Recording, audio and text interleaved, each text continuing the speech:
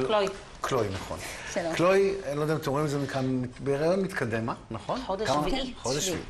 ואת כותבת, מפרסמת, את יוצאת למאבק, פחות או יותר. מספרת שלא קמים לך באוטובוס, ואת עושה כל יום באוטובוס. נכון. ולא נעים לך אפילו לבקש. ולא רק זה, אלא בעולם התרבותי אבל נרחב, יש את השלט הקטן הזה, נכון? שמה יש. כתוב בו?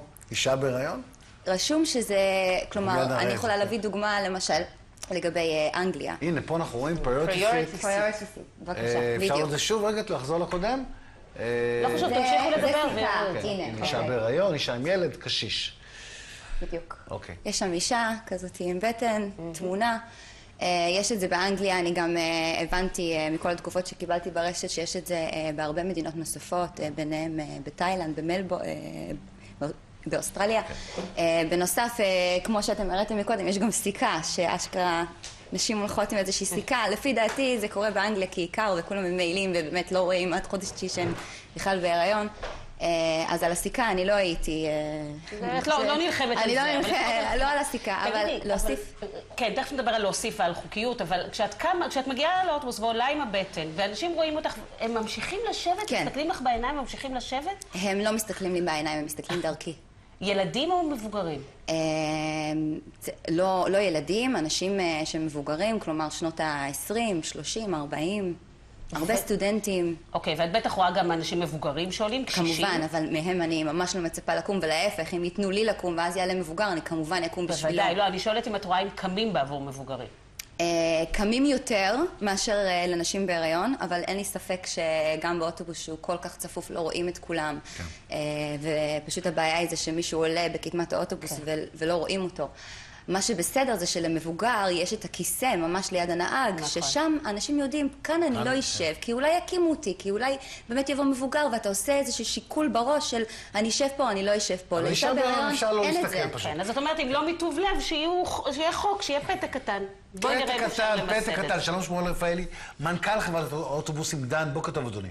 בוקר טוב. פתק קטן, מה אנחנו מבקשים? שכתוב, כאן אישה בהיריון, אנא אל תשב. אי אפשר לסדר? היום? אנחנו צריכים את האישור של משרד התחבורה. לא נכון. למה? לא נכון. כן, זה חוק, ואנחנו ננסה לקדם את זה. אני שמעתי את השיחה, אני מתפלא, הדור שלי, ואני דור קצת יותר מבוגר מכם, אנחנו תמיד קמנו גם לזקנים וגם לנשים בהיריון, זה מפתיע אותי שאני שומע שלא קמים. כן. ננסה לקדם ולעזור בעניין. אז רגע, אמרת שאתם צריכים את אישור משרד התחבורה? זה מה שענו לנו ממשרד התחבורה, שים לב. הם עונים כך, שר התחבורה הורה להציב שלטי הסברה באוטובוסים למען נשים בהיריון. אני רואה בזה אישור. לא, זה לא ממש אישור, כי זה רק להסביר שמצבם קשה. לא. אנחנו צריכים ממש... שלטי הסברה, תנו זה לנו... מספיק, רגע, זה מספיק לך? אורלי, אני אגיד לך, אנחנו מקצים מקומות לנכים. וצריך להיות סימון לנשים בהיריון, ואני בעד זה, אני לא נגד זה. אבל אנחנו צריכים על זה את האישור, ואנחנו נדאג שנקבל את האישור, ואיך שנקבל את האישור, אנחנו נעשה את זה. מה זה? הווייז שלך משתולל. אבל בוא נעשה כך שזה יקרה, אתה יודע, לא עוד שנה.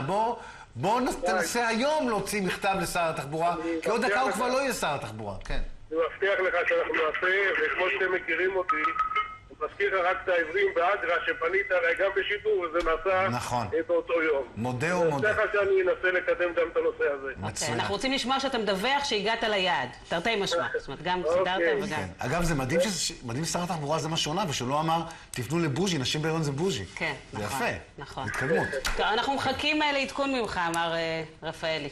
בסדר? תקבלו. אוקיי. תודה, ואנחנו נתקן אותך ברגע שאנחנו נשמע... תודה. אני גם קיבלתי טלפון אתמול, וזה אחרי מאוד... שפנינו אליהם.